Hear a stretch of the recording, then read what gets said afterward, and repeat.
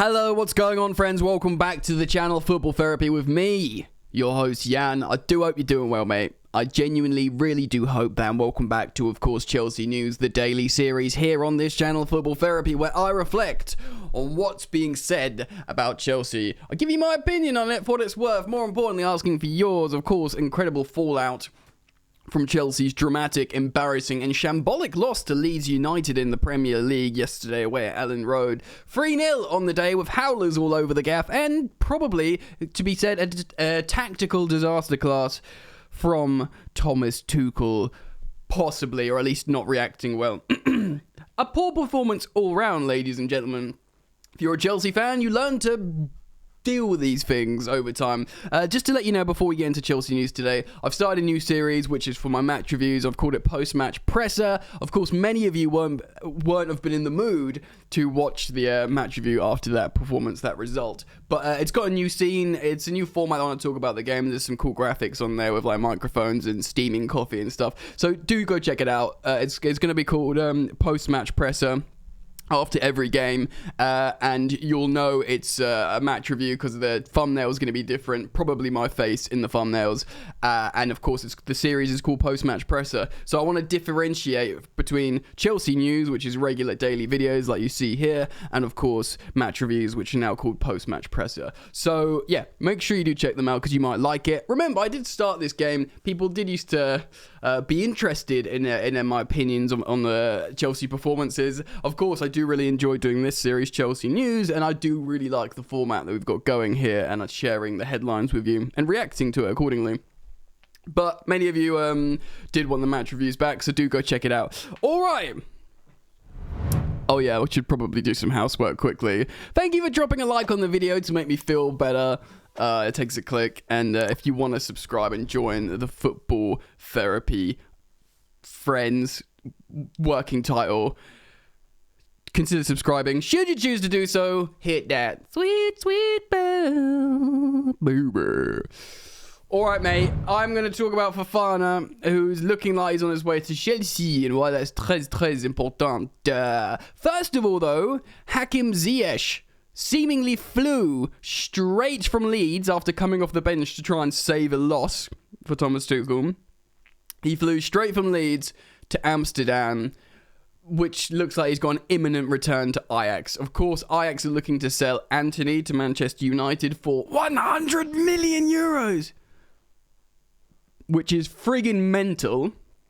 But hey, you know, whatever, it's their money. They're spending a lot of it. They overpaid for Casemiro, but he's still a good signing. I'm not going to say otherwise. That is a good signing. And of course, they will massively overpay for Antony. Look at his numbers. We signed Hakim Ziyech for £35 million. Granted, he's the guy they're sending back that probably didn't work out, but he was their best player for 3 years in a row, executing crazy stats, crazy numbers in that league where Antony simply doesn't do it, but he's Ten Hag's boy, and I'm gonna wear my hat like this. So whatever, you know, they'll replace him with Ziyech alone with an obligation to buy. It looks like he wants to go back. Again, much like Timo Werner, he sort of came to Chelsea for a bit, won the Champions League. So you can say he's done that, you know, scored a few goals. Didn't go the way you wanted, earned good money though, got to live in London. It will be a failed footballing venture on a lot of levels, but you can't go to a club for 2 years, win the Super Cup, Club World Cup and Champions League and say it was a complete flop while, like, you know, having a nice time in London. I really like Hakim Ziyech. I think he's unique. I like just how he can just absolutely be the boss on the pitch.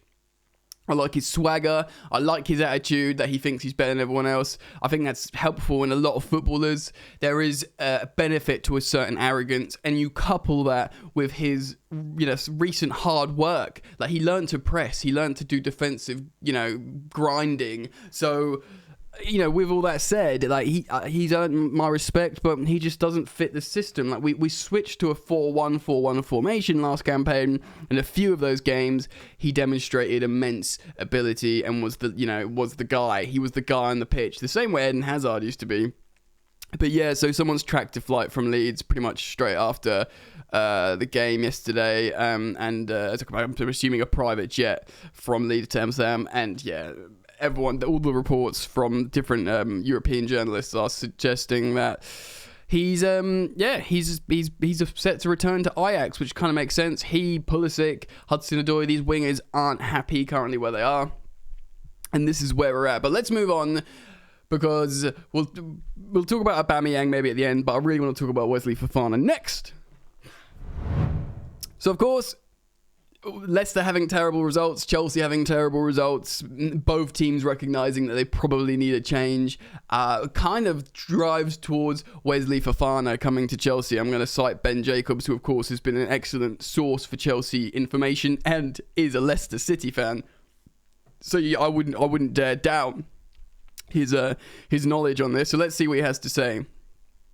Leicester are now prepared to sell Wesley Fofana. The club's stance has softened after a series of meetings between Brendan Rodgers and Fofana. Chelsea's third offer is not expected to be £85 million.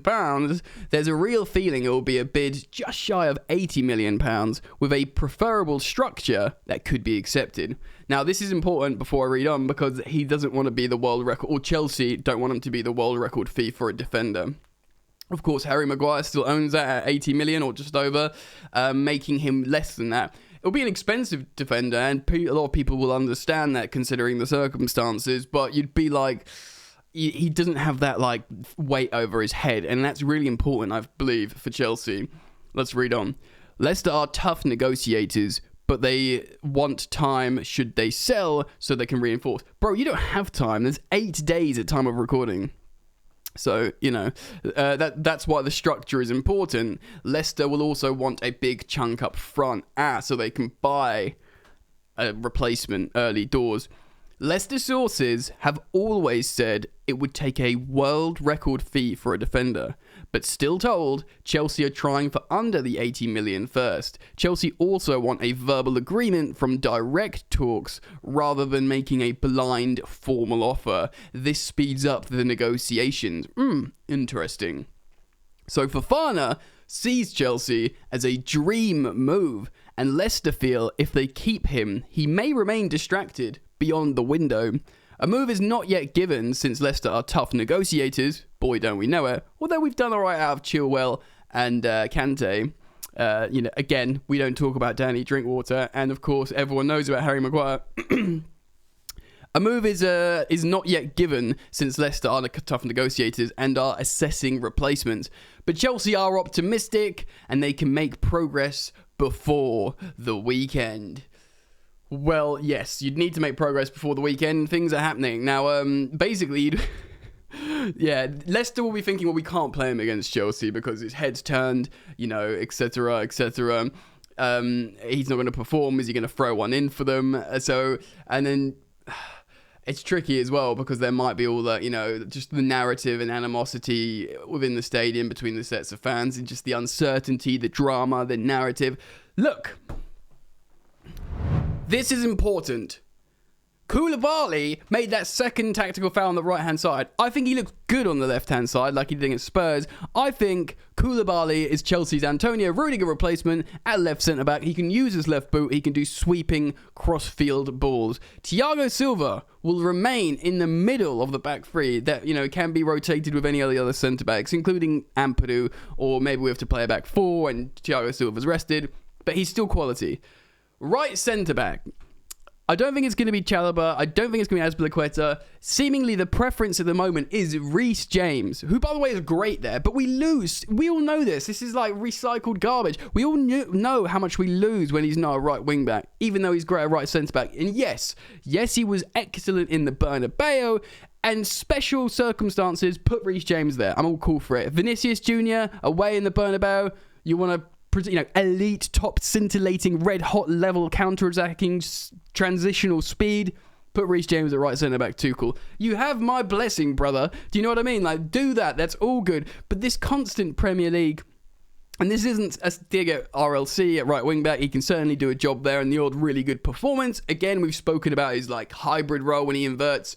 Obviously didn't work at all. Well, he wasn't bad against Leeds. I'm digressing. Point being, signing Wesley Fofana, he's going to go, nasal inhaler, he's going to go in the right centre-back slot, which will make Reece James returned to his native, preferable right wing back role. That is huge. That is huge, huge, huge. He's seemingly our best attacking player despite being a defender.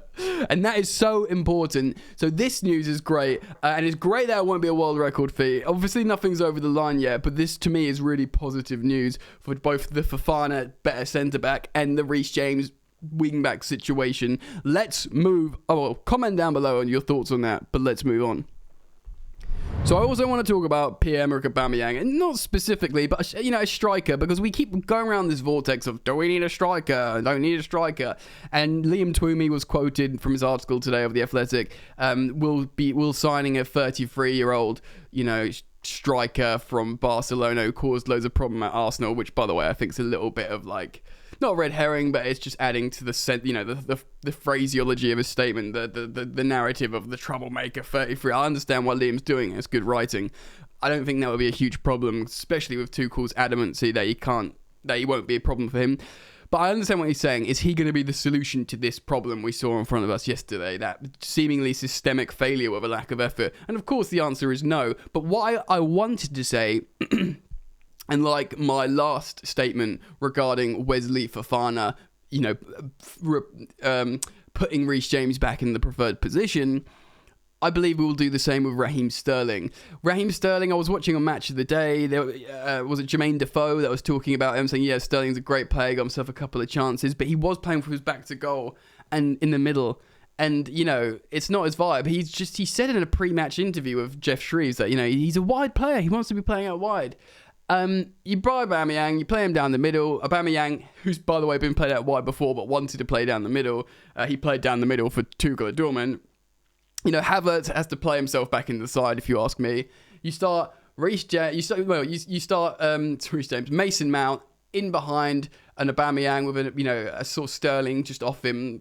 Do you know what I mean? Like switching sides, and you get more out of Sterling. Sterling likes to carry the ball. He wants to combine. He wants to do cutbacks. He wants to receive cutbacks.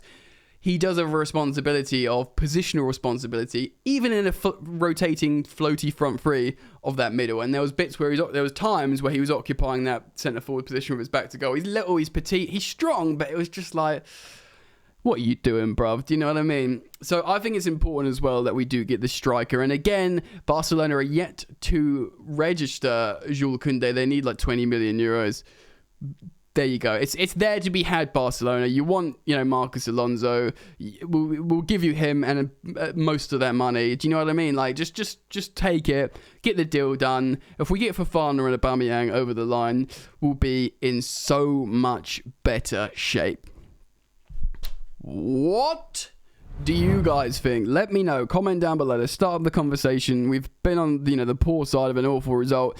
Let's start getting some momentum again. Let's restructure. We are on a transitional rebuild. There's no escaping that. So let's friggin' rebuild the team. Let me know what you think. Keep it locked. Peace.